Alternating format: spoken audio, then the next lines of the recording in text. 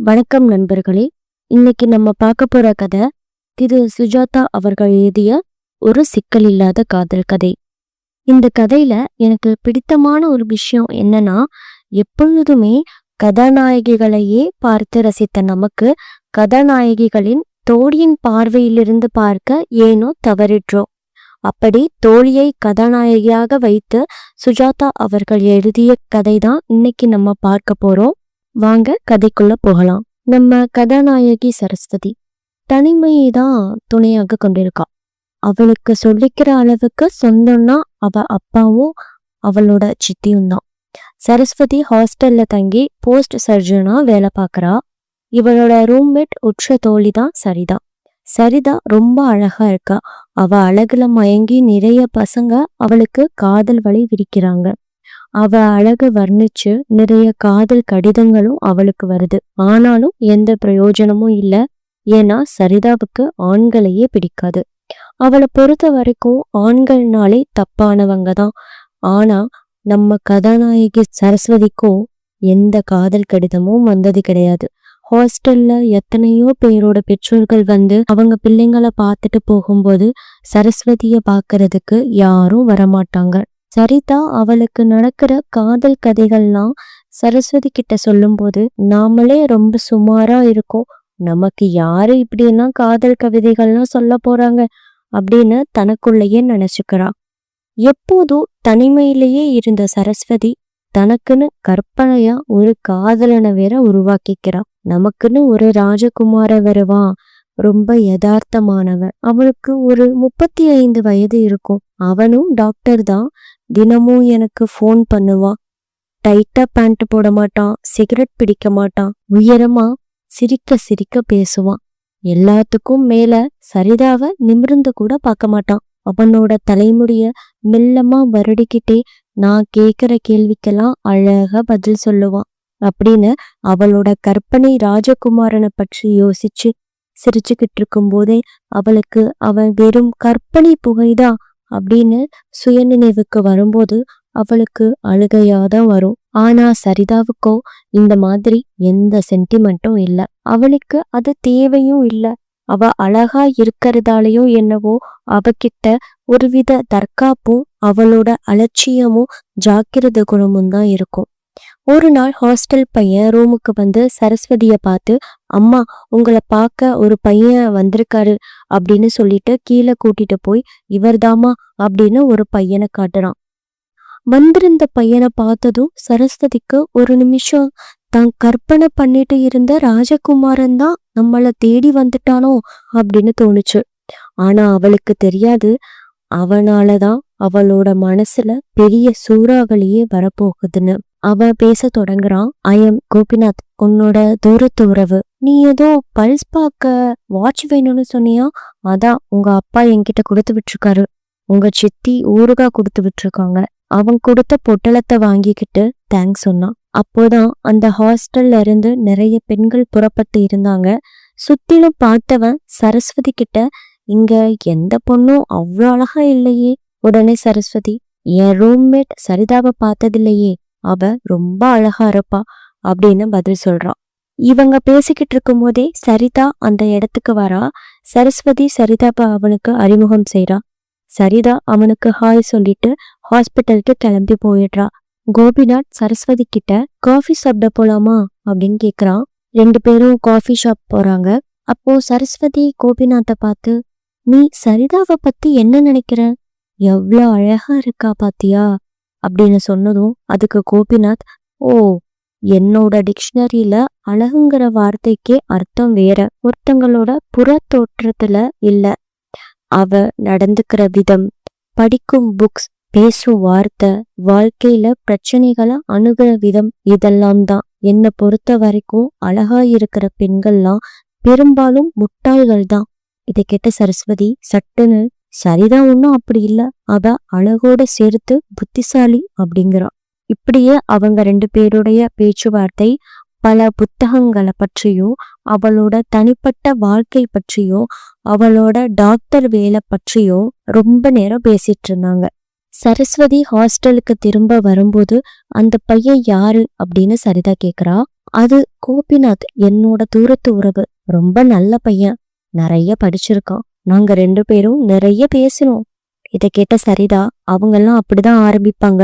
முதல்ல பேசுவாங்க, அப்புறம் நான் அதை செஞ்சேன் இதை செஞ்சேன், எனக்கு சம்பளம் இவ்வளவு, நான் வாலிபால் பிளேயர் அப்படின்னு சொல்லி மயக்க தான் பார்ப்பாங்க. அவங்களோட நோக்கமே தப்பானதாகத்தான் இருக்கும் அப்படின்னு சரிதா சொன்னதும் சரஸ்வதிக்கு கோபம் தாங்கல. கோபிநாத் சரியாதான் சொன்னாரு, அழகான பெண்கள்லாம் முட்டாள்கள் அப்படின்னு.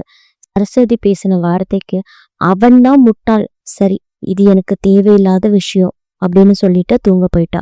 அடுத்த நாள் சரஸ்வதியை சந்திச்ச கோபிநாத் தன்னை ஒரு மாடர்ன் ஆர்டிஸ்ட் அப்படின்னு அறிமுகப்படுத்திக்கிறான். 1 மாதத்திலேயே அவங்க 2 பேரும் 8 முறை சந்திக்கிறாங்க. 8 முறையுமே அவளுக்கு அவன் புதுசா தெரிஞ்சான். ஒரு நாள் அவன் மாடர்ன் ஆர்ட் மூலமா ஒரு கண்ணாடி போட்ட பெண் புகைப்படத்தை வரையறான். அது அவளுக்கு வெட்கத்தை கொடுத்துச்சு. இந்த ஓவியத்தை போய் உன் ஃப்ரெண்டு கிட்ட காமி அப்படின்னு சொல்றான். அவளும் சரின்னு சொல்றா. இந்த சூழ்நிலையில சரஸ்வதிக்கு அவன் மேல ஒரு சின்ன ஈர்ப்புன்னு சொல்ல முடியாது, ஒரு பெரிய காதலே வந்துருச்சு. அவன் சரியா சாப்பிடுறானா, தூங்குறானா, ஒவ்வொரு நாளும் சரஸ்வதிய அவளோட ஹாஸ்டல்ல வந்து விடும்போதும் அவ நல்லபடியா ரோட கிராஸ் பண்ணிட்டானா அப்படிங்கிற வரைக்கும் அவனை பத்தியே யோசிச்சு அவன் மேல பைத்தியமாகறா. அடுத்த நாள் கோபிநாத் சரஸ்வதி கிட்ட, இன்னைக்கு நைட் டின்னர் சாப்பிட போலாம், உன் ஃப்ரெண்ட் சரஸ்வதியையும் அழைச்சிட்டு வா அப்படின்னு சொல்றான். 3 பேரும் டின்னர் சாப்பிட்டு இருக்கும்போது சரஸ்வதி கோபிநாத்தை கவனிக்கிறா. அவனோட கண்கள் கொஞ்சம் கூட சரிதா பக்கம் திரும்பவே இல்லை. இத நினைச்சு ரொம்ப சந்தோஷப்படுறா சரஸ்வதி. கோபிநாத் வேணும்னே தமிழ் சினிமா, பத்திரிகைகள், டாக்டர்ஸ்லாம் சமூகத்துக்கு எவ்வளவு முக்கியமானவங்க அப்படின்னு ஏதேதோ பேசினான். சரிதாவும் ஒரே வார்த்தையில அவனுக்கு பதில் கொடுத்தா. சினிமாக்கு போலாமா அப்படின்னு அவன் கேட்டதும் சரிதா, நான் வரல, நீங்க 2 பேரும் போயிட்டு வாங்க அப்படின்னு சொல்லிட்டு அங்கிருந்து கிளம்பிட்டா. உன் ஃப்ரெண்டுக்கு கொஞ்சம் கூட மேனர்ஸே இல்லை அப்படின்னு கோபிநாத் சரஸ்வதிய கோச்சுக்கிறான். சரஸ்வதி சினிமா முடிஞ்சு அவளோட அறைக்கு வந்ததும் சரிதா அவளை பார்த்து, அவன்கிட்ட ஜாக்கிரதையா இரு, அவனோட பேச்சுக்கு சாதாரண மனுஷங்க தான் நம்புவாங்க, அவன் ஒரு போலி அப்படிங்கிறான். இதை கேட்ட சரஸ்வதிக்கோ கோவம் வந்து கோபிநாத்க்கு சப்போர்ட் பண்ணி பேசுறா. எப்போது போல பேச்சு முடிஞ்சதும் 2 பேரும் தூங்க போயிட்டாங்க. அதுக்கப்புறம் கொஞ்ச நாளாகவே 2 பேருக்கும் பெருசா பேச்சு இல்லாம போயிடுச்சு. ஒரு நாள் சரிதா சரஸ்வதி கிட்ட வந்து, சரஸ்வதி, நீ என்னோட உற்ற தோழிங்கிற ஒரு உரிமையில கேக்குற, கோபிநாத் தூங்கிட்ட ஏதும் தப்பா நடந்துக்கிட்டானா அப்படின்னு கேக்குறான். இதை கேட்டு கோவப்பட்ட சரஸ்வதியோ சரிதாவ, நீ எப்போதுமே இதேதான் நினைச்சிட்டு இருப்பியா, எல்லா ஆண்களும் தப்பானவங்க இல்ல, அதுவும் கோபிநாத் கண்டிப்பா தப்பானவர் கிடையாது, அவள் ரொம்ப நல்லவர் அப்படின்னு சொன்னதும் சரிதா உடனே சரஸ்வதி கிட்ட, பாரு நல்லவரு செஞ்ச வேலைய பாரு அப்படின்னு சொல்லி ஒரு லெட்டரை நீச்சா. அது கோபிநாத் சரிதாவுக்காக எழுதிய லெட்டர்.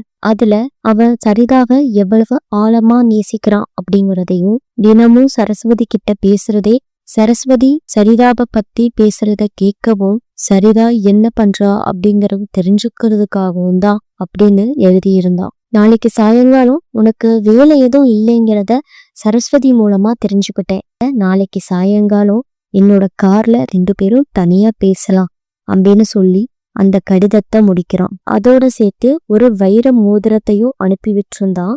கடிதத்தை படிச்சுட்டு நிமிர்ந்த சரஸ்வதி கிட்ட சரிதா, அந்த வைர மோதிரத்தை நான் பாத்ரூம்ல போட்டு ஃப்ளஷ் அவுட் பண்ணிட்டேன். இன்டலெக்சுவலா மாடர்ன் ஆட்டம், தான் ரொம்ப அழகா இருக்கும், ஒரு அழகான பொண்ணை மதிக்காத மாதிரி பாவலா பண்ணா உடனே இவன் கிட்ட மயங்கிடுவாங்கன்னு நினைப்பு. ஓ சரஸ், நான் அப்பவே சொன்னேன் கேட்டியா, அதெல்லாம் நான் பொறாமையில சொல்லல, உன் மேல இருக்கிற அக்கறையில தான் சொன்னேங்கிறத இப்பவாவது நீ புரிஞ்சுக்கிட்டியா.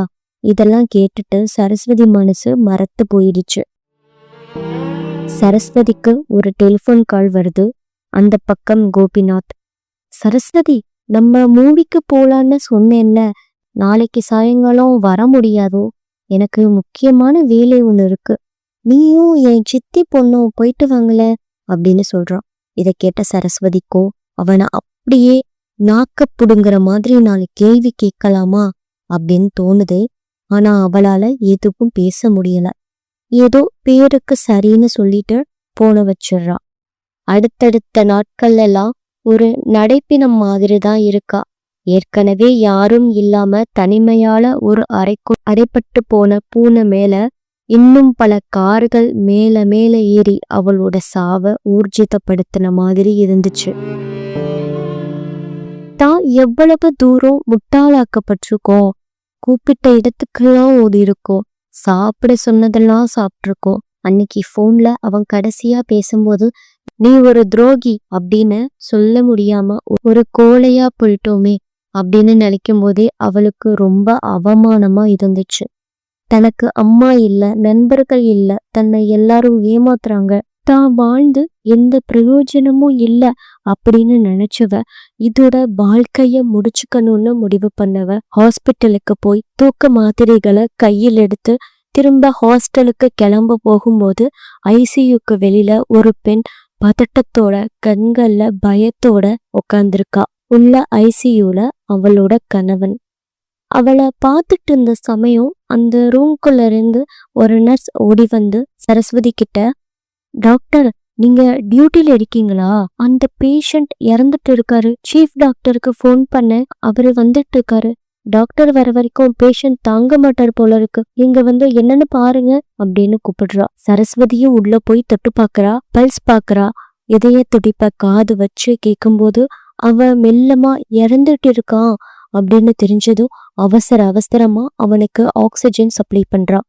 அந்த நோயாளிக்கும் மெல்லமா மூச்சு சீராகுது. அதுக்குள்ள சீஃப் டாக்டர் அங்க வந்து சரஸ்வதிய பார்த்து, நான் வர வரைக்கும் இந்த பேஷண்ட்டை பார்த்துக்கிட்ட, குட் ஜாப் அப்படின்னு சொன்னதும் சரஸ்வதிக்கு ஏனோ தாரையா கண்ணீர் கொட்டுது. ஏன் அழுகிற? டாக்டர்ஸ்லாம் அழக்கூடாது, இனிமே நான் பாத்துக்கிறேன், நீ போ அப்படின்னு சொன்னதும் அந்த இடத்தை விட்டு நகர்ந்துடுறா. மாடிப்படியில இருந்து கீழே இறங்கும் போது ஹாஸ்டல் விளக்கெல்லாம் பளிச்சுன்னு அவ கண்களுக்கு தெரியுது. அந்த இடத்துல அவ மனசு அவகிட்ட, டாக்டர் சரஸ்வதி, இதுதான் உன் உலகம், அந்த மருந்துகள் வாட வீசுத பாத்தியா, அதுதான் உன் உலகம். அழகான ராஜகுமாரர்கள் அழகான பெண்கள் காலடியில விழுந்து அவர்களுக்கு கடிதம் எழுதி காதல் செய்து புறக்கணிக்கப்பட்டு விளையாடட்டும். இது ஏன் உலகம்? இங்கேதான் காதல் இருக்கு, சிக்கல் இல்லாத காதல். அடுத்த நொடி அவ கண்களிலிருந்து கண்ணீர் துடைக்கப்படுது. அவ கையில வச்சிருந்த தூக்க மாத்திரைகள் வீதியில தூக்கி வீசப்படுது. இந்த கதை உங்களுக்கு பிடிச்சிருந்தா லைக் பண்ணுங்க, ஷேர் பண்ணுங்க, சப்ஸ்கிரைப் பண்ணுங்க. அடுத்து நான் என்ன கதை பேசலாம் அப்படிங்கிறத கீழே கமெண்ட் பண்ணுங்க. அடுத்து ஒரு நல்ல கதையோட உங்களை வந்து சந்திக்கிறேன். அது வரைக்கும் உங்களிடமிருந்து விடைபெறுவது உங்கள் புத்தக குரல்.